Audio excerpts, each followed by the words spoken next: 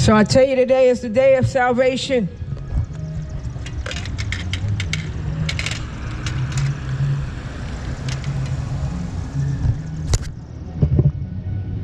Don't forget about Jesus. Don't forget about the Lord thy God.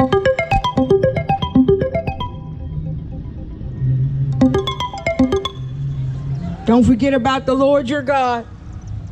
Some of us have forgotten about him.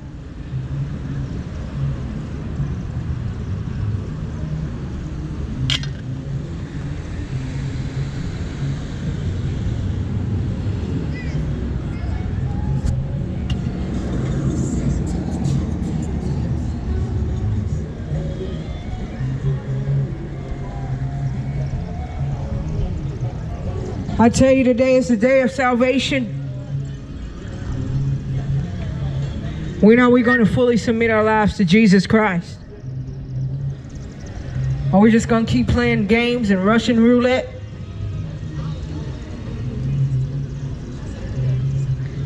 We must take our life and our death. We must take our lives and our death seriously. Because one day we will die. One day we will have to face judgment. One day we will have to face God. We're going to have to face him. In real life, we're going to have to face God. And we're going to have to be ready to face him. And the only way to truly be ready is if you're in Christ and you follow him your whole life since you've been saved. If we've messed up, we got to repent, make things right. That's the thing about God. That's the beauty, is if you mess up. If the Bible says, if you sin, not when, but if you sin, you have an advocate with the Father. Jesus Christ the righteous, who was the propitiation of our sins, and not just our sins, but the sins of the world. Hallelujah. Amen. Hallelujah. I'm gonna be out here. All right, praise the Lord. Huh? I've been out here since before 5. Yes, sir. God bless you. How you doing today? Okay. How you doing? God bless you. What? Keep spreading the word. My name's Aiden. Nice to meet you. Aiden, I'm Bethany. It's nice to meet you. My name's Bethany. Bethany. I want to give y'all. Can I give you this real quick? Can I pray with y'all? Maybe y'all need prayer. Let's pray. Amen. Let's pray. Father, we just thank you for these two men of God. We thank you for what you're doing in their life and what you shall do in their life, Father God. We just thank you for lifting them up by your mighty hand, yes, Father God, and just bringing them to you like no other way, Father God, like none before. In the name of Jesus, just fill them with your spirit like never before, and let them go forth and do everything that you have called to do for them to do in their lives for your glory, Lord God. Just thank you for just breaking all the chains. Anything that try to come against them, Father God, you said no weapon formed against them shall prosper. So, Lord God, we just thank you and we praise you for their lives and keeping them in the name of Jesus Christ of Nazareth. Amen. It's going to be all right. God bless you. God bless you. All right. Hallelujah. Amen. Praise the Lord. We got to pray with two mighty men, two men, and they don't want me out here. People don't want me out here, but bro, God is moving. So I tell you today, Jesus is the way, the truth, and the life, and no man comes unto the Father but by him. He said that I am the bread of life. He said that I am the resurrection and the life. Anyone who die, even though they die, thou shalt live forever. Even when we die, and if we die in Christ, we live forever. If we die without Christ, we experience a second death, a place of weeping and gnashing of teeth. But if we die in Christ, we live forever. So guess what? Even a Christian, somebody who's born again and is in Christ, when they die, they live. So it's a win-win situation for a Christian. For a true follower of Christ, it is a win-win situation. We live in the earth, We die, we live in the heavens with the Lord. God want that for everybody. He wants that for all of us. And it don't matter where you are in your life. It don't matter what you've done. It don't matter how far you've gone, because even Paul was on the way in the road to Damascus in Acts chapter 9. Paul was on his way to put Christians in prison. And as he was riding his horse and on his way to put Christians in prison, the Bible says that a light shined down from the heavens, and there was a voice that said, Saul, before he was Paul, it was Saul, Saul, why dost thou persecutest thou me? And he said, who are you, Lord? He knew who he was. Jesus told him what he was going to do, what he was going to suffer for his name's sake. He told him to go to the street called Straight and find Ananias, I believe it was. And he was to be baptized. But Jesus told Saul, before it was Paul, what great things he would suffer for his name, and he did. He suffered many great things, wrote all those epistles to the churches.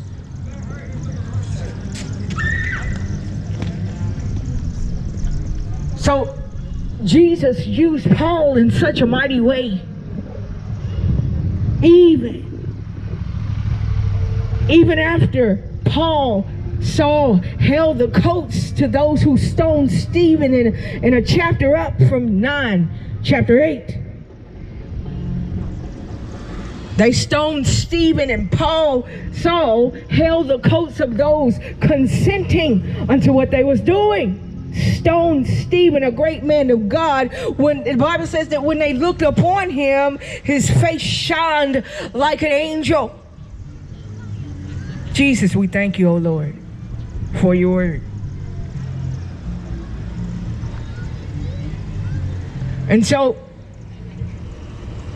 Stephen would tell them about Moses, and I would tell them about the burning bush, and would quote a lot of the Old Testament. And finally, he told those high priests and Pharisees, you stiff-necked and uncircumcised, you stiff-necked people, you always do resist the Holy Ghost.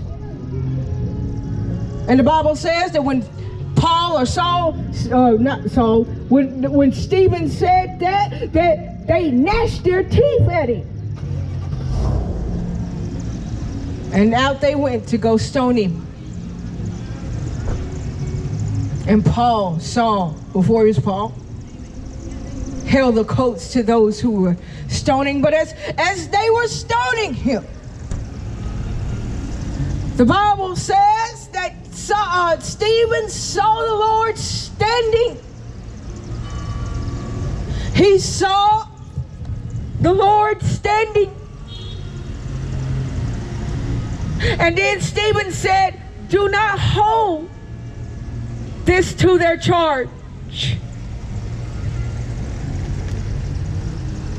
And as he was being stoned, the Bible says that he fell asleep. It didn't say he died. It just said Stephen fell asleep. Those who are in Christ be falling asleep. They don't even die. They fall asleep. Amazing. So I tell you right now, even as Saul was Paul. You want a piece of pizza at all? Oh no, I'm Are good. you sure? Man. Yes, man. Yes, sir. Are you sure you don't want a slice? No, I'm good. Just this one? Okay. Thank you. All right. Yeah. Did y'all get a thing here? Did you get one? Did you? Oh, I think you had got one. And it's just the word. It's just the word. And I think you have one, you. but you can read that one too. It's the word. God bless you, man of God. You still gonna do great things. I believe in you, man. I believe in both of you. Hallelujah. So I tell you, today is the day of salvation.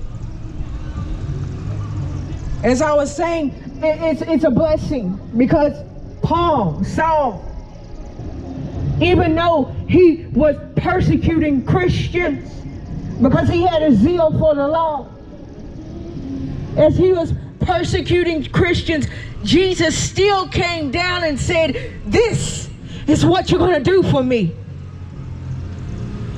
And Paul became a great apostle and wrote the epistles to the churches, most of them. Of course, Peter wrote, James wrote.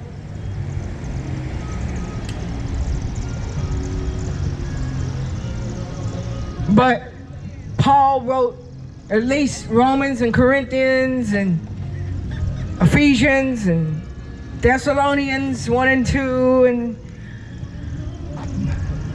But Paul wrote the epistles to the churches. I'm telling you today is the day of salvation. Don't put it off. Don't cast it away. Don't cast it asunder. Your life is valuable in the sight of God, and your life is worth Jesus dying on the cross. Don't you waste it. He died so that you wouldn't waste your life, but that you would have life, and life more abundantly. He died so that you would have life and life more abundantly, and that you would have everlasting life. Don't waste your life. You don't. Because we have a choice. We can waste our life. We can wind up in hell. Now, that ain't the choice of God for you, but you can definitely wind up in hell. But that's not what God wants. A lot of people, you hear it all the time, why would a loving God send me to hell? Well, it's not God's choice to send you to hell. That's not God's. The Bible says, hallelujah, that he does not take pleasure in the death of the wicked. God does not take pleasure in the death of the wicked. He does not. Amen. Amen. God bless you. He even said all souls are mine. But then he also said the soul that sins, it shall die. If we sin, we die. The wages of sin is death. But if we repent, we have a chance to come back to God. There is a chance. We have a hope because of what Christ did on the cross. We have a hope because of the blood of Jesus. We have a hope now. Amen. Hallelujah. We do. We have a hope. So I'm telling you, today is the day of salvation. God bless you, man of God. Y'all gonna do great things. Hallelujah. Hallelujah. So we have a hope in Jesus. The Bible calls him the blessed hope, the blessed hope.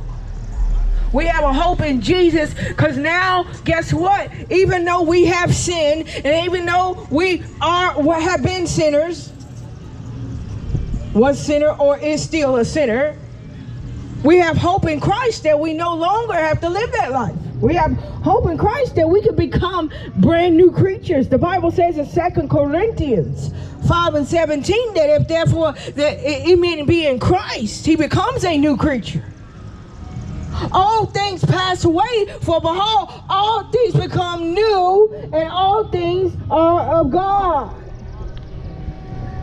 We can become new creatures in Christ Jesus.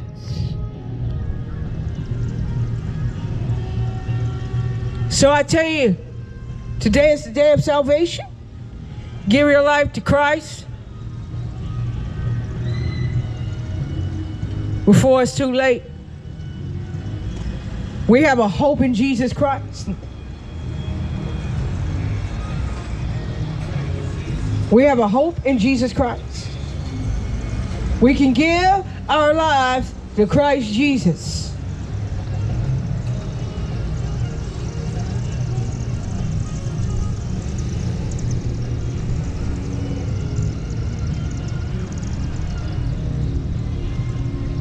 Hallelujah.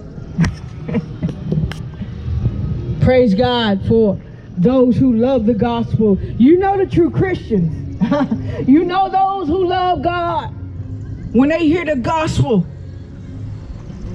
But then you know those who don't.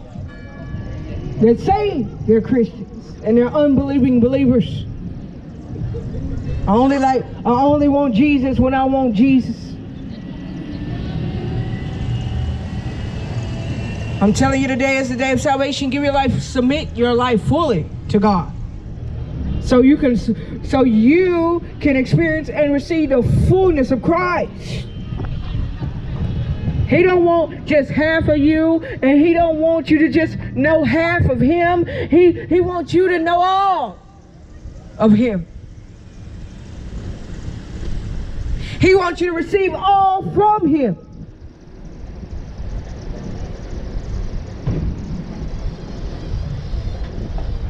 So I tell you, let's not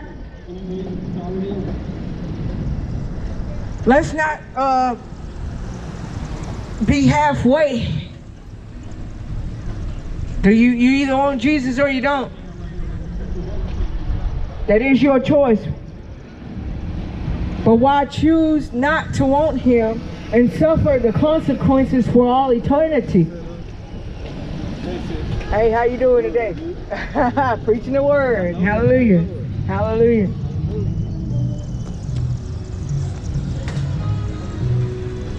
So why just want half of him or none of him at all and have to reap the consequences for all eternity? We're going to have to reap the consequences for all eternity if we only give Jesus half of us, half of our life. We only want a little bit here and a little bit there. We only want Jesus on Sunday and on Wednesday and on Saturday. We only want him here and there. But after your church service, I want to go and watch the game. I won't have nothing to do with Jesus. I don't want to hear nothing else about Jesus.